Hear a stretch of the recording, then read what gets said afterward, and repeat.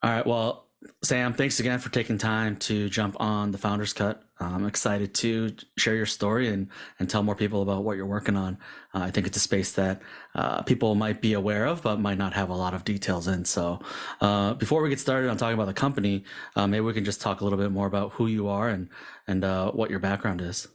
I guess I can kind of get into grew up in Chicago, went to a Jesuit high school, came to Indiana University, mainly pursuing business. Didn't really know what I wanted to get involved in, so kind of just threw my head in everything. Participated in rugby, and then the pandemic kind of came around, and I'd always been interested in entrepreneurship, but never really knew how to start a business or really knew what I would want to create. So I had actually gotten sent home for the pandemic and had a lot of free time. And it was around this time I actually read the book Climate Casino, and the main emphasis there, I won't get too much into it, but really outlined how climate change in and of itself is like rolling the dice, and specifically the tipping points that we could hit. We never really know when those could be. And that really gave me kind of was like a catalyst for me to really want to pursue something related to helping solve climate change and find a way where I could contribute there. So, started doing a little research. And my dad actually works for a renewable energy developer called Invenergy in Chicago. And he had actually sent me an article that had basically outlined the issues surrounding solar panel waste. And that's kind of was the catalyst for my first company or first venture, Next Life Energy. A little bit more of a side hustle, I guess I would call it. But essentially, that focused on kind of coming up with a way to help alleviate the issue of solar panels ending up in landfills where lead and other harmful materials could kind of leach into the groundwater. So I'd reach out to my co-founder and actually cousin Brendan around this time, and he had come up with the idea to create a fully recyclable solar module. So we started brainstorming ways to do that. He has a mechanical engineering background, was a mechanical engineering student at Harvard. So he actually came up with the idea we were going to need around $5,000 to actually build this prototype for the fully recyclable module. And he came up with the idea to actually take around 15 decommissioned solar panels that we had gotten from a local Chicago manufacturer. This was again during the pandemic. And so we used those, cut them into around 15 squares per panel, made solar phone chargers out of those. So, you could bring it if you're camping, hiking, essentially just charge your phone or any device you may have with it, just traditional USB port. So we created 100 of those, sold those as a way to kind of self-fund the prototype for the fully recyclable module. Did that, and it was around this time we got sent. We returned for Christmas break, so this was last year, December actually, so almost a year ago. And we started building the prototype, partnered with a local glass manufacturer in Chicago, built a fully recyclable solar module prototype, and that's kind of where I'll leave it off. Just that's where Solesca was kind of born, because we got sent back to school. It's really hard, we realized, to handle a hard tech company while you're at school, let alone a software company. But around that time, Brendan actually took a class at Harvard. Brendan is my co-founder, and he had heard of the topic of agrivoltaics, which can get into a little bit more later. But essentially, the co-location of solar and agriculture provides numerous benefits to solar developers and farmers. But that's where really the idea was born. We realized if we're going to scale the Next Life Energy company and really license out a patent that we hoped we could obtain, it was going to cost hundreds of thousands of dollars to certify panels. So that's where we really shifted our idea and came at it from a software-based approach, and still looking at contributing in the solar space. But yeah, that's where Solesca was born. Gotcha. So, obviously, you talked about entrepreneurship being something that you've been interested in. Have you tried other things in the past, or is this your first, I guess, your second foray, transitioning from the panel company to now the software company? So yeah, I know obviously like everyone, like Mark Cuban has the story of like selling things when he was younger. I was never really I never really did that. I had like lemonade stands, but never entrepreneurship it was never something I was really exposed to as a child, or even in high school. There was like I went to Loyola Academy. which they had a competition. It was called I think it was Start Tank, essentially where you could create an idea. But I never participated in that. Something I wish I would have done while I was in high school. But really, I think the catalyst for me is becoming like or trying to become an entrepreneur and really exposing myself to the next life energy. My first company was just really wanting I had a ton of free time, and it was more just I wanted to have an impact. I realized around the time that I wanted to do something meaningful with my career, and I think the greatest way to do that is really having an impact with whatever you do. So that's really where I realized I wanted to uh, become an entrepreneur, or really just explore it, and that's how the first venture was born. Got it. Well, how about we jump a little bit more into the company itself? Maybe not go too into the weeds. Give Yeah. me like the high level overview of what you all are doing. Yeah, so I mentioned before, agrivoltaics is essentially the co-location of solar and crops, and that's kind of our focus, but we're also really focusing on collaboration as well. But essentially, what we found early on when we were doing some initial market research is solar developers are really having difficulties designing these agrivoltaic installations. There's a lot of variables involved, specifically.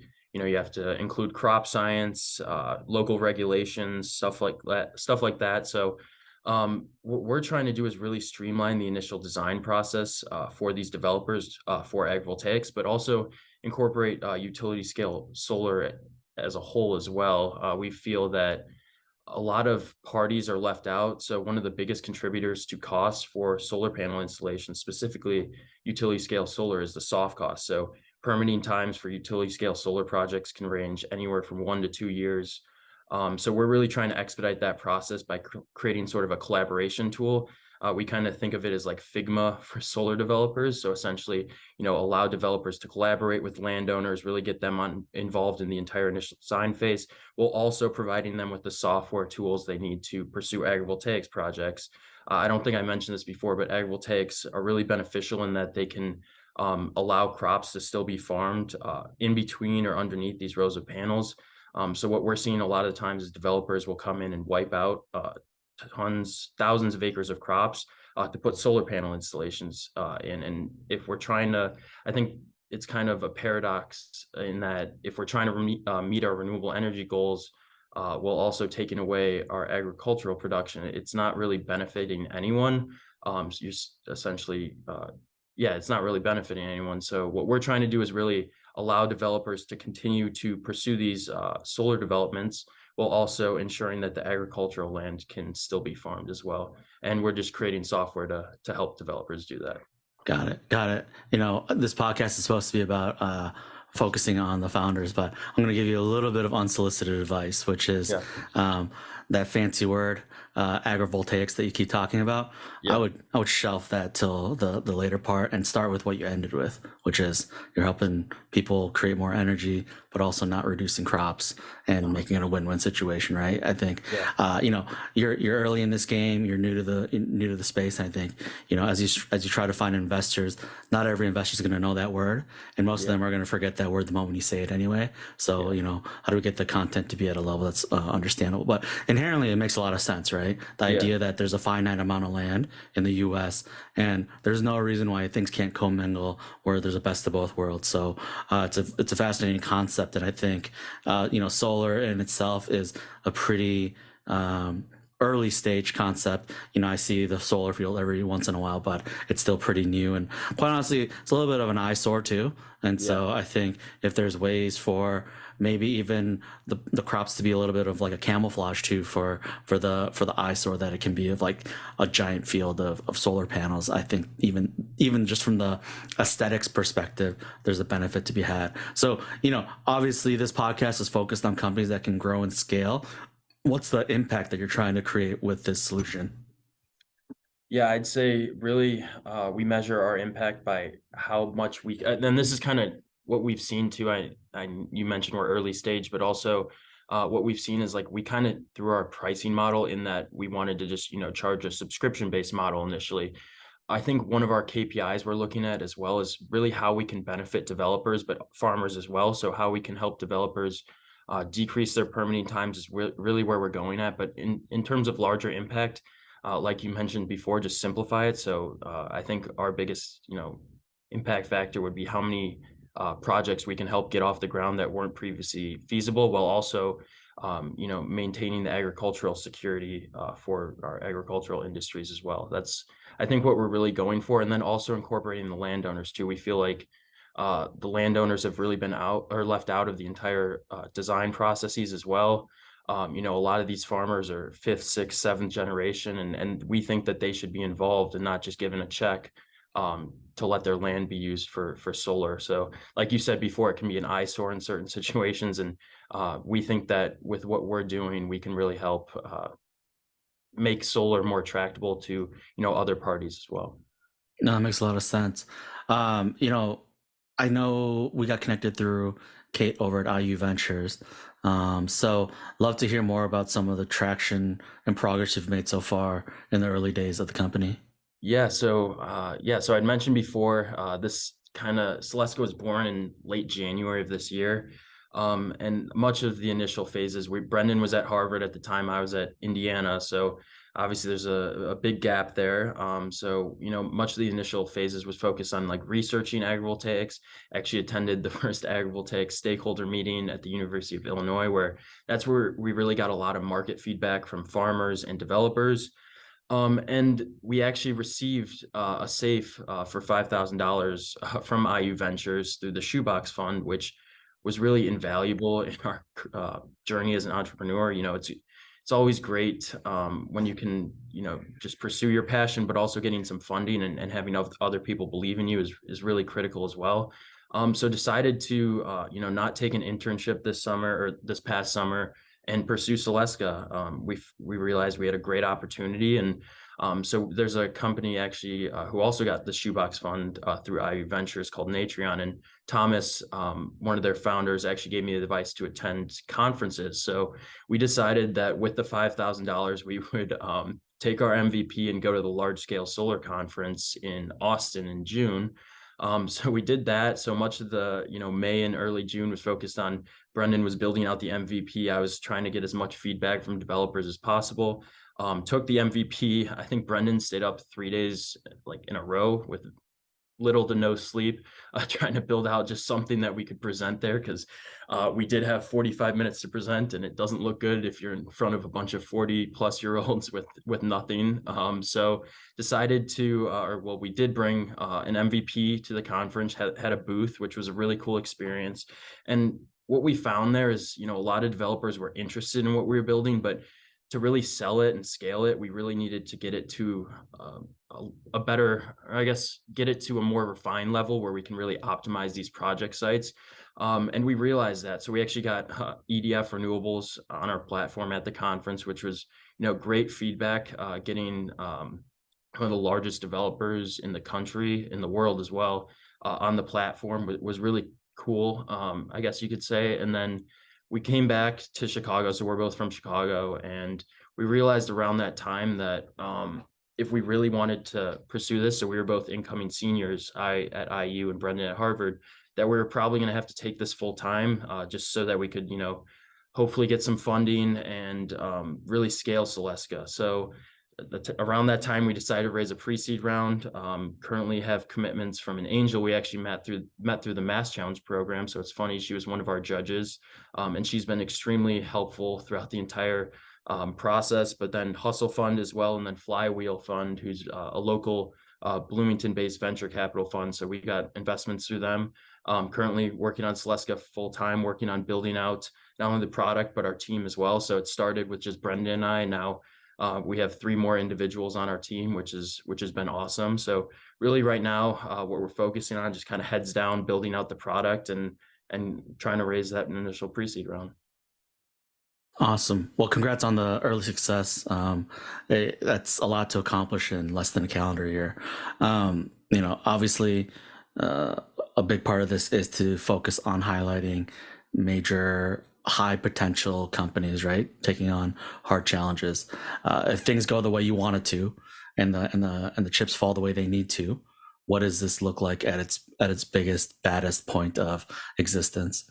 I think what Brendan and I see and what we saw early on is we really want to be the premier design software, but also we feel that there's really been, I guess, a disconnect between the software programs that are out there. Every software program has a specific focus. What we want to be is essentially that encompassing tool, or rather platform, for these developers. So, I mean, we see our software as not being something that's just going to get acquired by another company, but we really want to scale it to where, we're an extremely profitable company, but also creating a really big impact on the world as well. So, as I mentioned before, ensuring that we're meeting those renewable energy commitments, but also maintaining the integrity of our agricultural industries as well. So I think our goal would be to be in every single utility scale solar developer that's out there, but also looking beyond that, helping farmers really maximize the value of their land. I think something we've seen in the past several months is that some farmers are struggling, and we believe that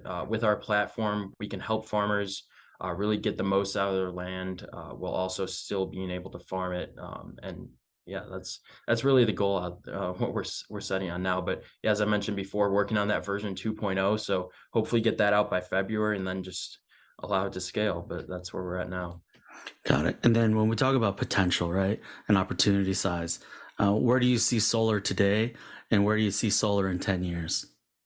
Yeah, so I think one of the biggest questions, so in terms of today, I think obviously the IRA got passed, so there's a ton of potential, and obviously COP27 is going on right now. So Can you explain those two for the people listening, just at a high yeah. level?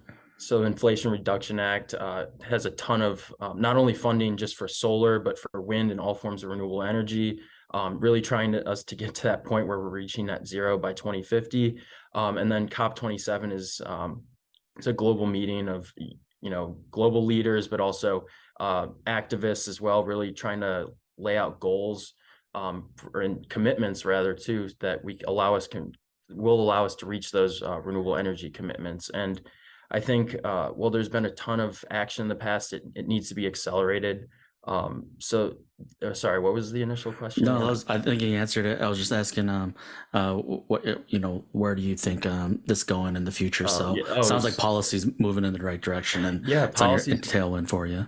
Yeah, I I think policy is one thing, but I don't think we can rely on policy to get us where we need to go. I think obviously there's a ton of commitments out there saying that we need solar today, we need wind today. I think what people don't really realize is that it does require so much land. You can concentrate a coal installation pretty. It can be pretty concentrated, whereas solar can span thousands of acres if we're hoping to meet the same output goals in terms of energy and efficiency. So I think what we really need to get to is a point where we're not taking, agricultural land out of production.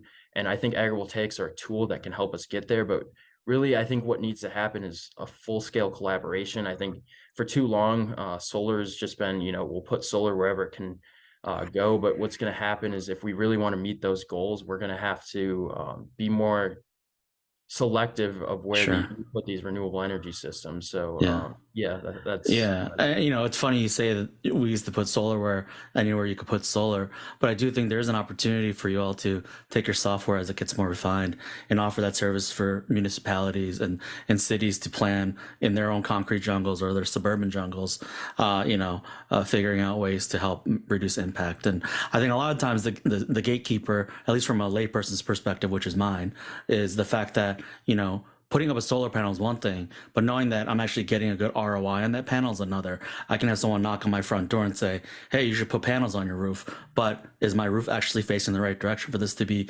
beneficial, or is this person just trying to turn a quick buck on me, right? So there's a world where you create more transparency in the process and give people almost like an audit on their land or their property to say this would be a good or this wouldn't be a good spot for it. So future visioning and all that stuff. It's kind of cool to think about that.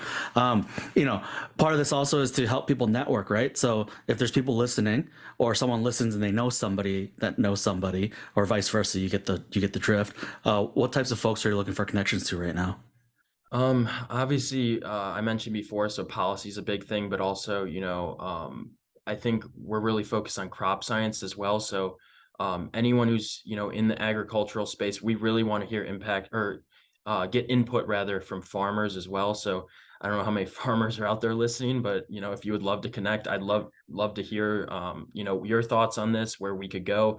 I think you mentioned before, like showing the landowner or showing the homeowner what's really important to them. And I think that's something we're really trying to do as well. Is we are looking at customer side proposals as well, where these solar developers could generate those proposals and send them out to landowners. So really feeling or finding out rather what they would want to see in those proposals and what would be beneficial to them. Any VC or angels out there who are interested in the ag tech but climate tech space as well, would love to talk, just to connect as well. Yeah, I think that's and then anyone else who's interested, we're always open to learning more. That's something I love to do, is just learn more on a daily basis. So yeah. Cool. Cool. And then anyone you want to shout out in particular on this journey that you've had so far?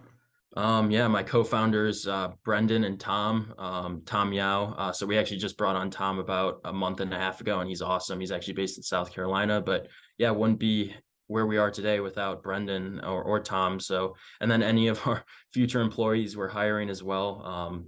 Shout out to you guys as well. But yeah, and especially my parents as well. I wouldn't be here without them and their support. So yeah, that's Awesome. Well, Sam, appreciate your time. So for anyone that's listening, they're focusing on something that I think is really important for the future of this world, right? Which is we're finite on time, we're finite on land resources, and obviously we're finite on the fossil fuels that we've had in the past that have kind of kept the lights on. So, it's a good opportunity for you to check out something that you might not have heard of before. And if you know someone in your network that fits the MO of what Sam's looking for, feel free to reach out and let them know that they're willing to connect them. So, Sam, thanks again, and appreciate you jumping on. yeah. Thanks, Adam. Thanks for having me.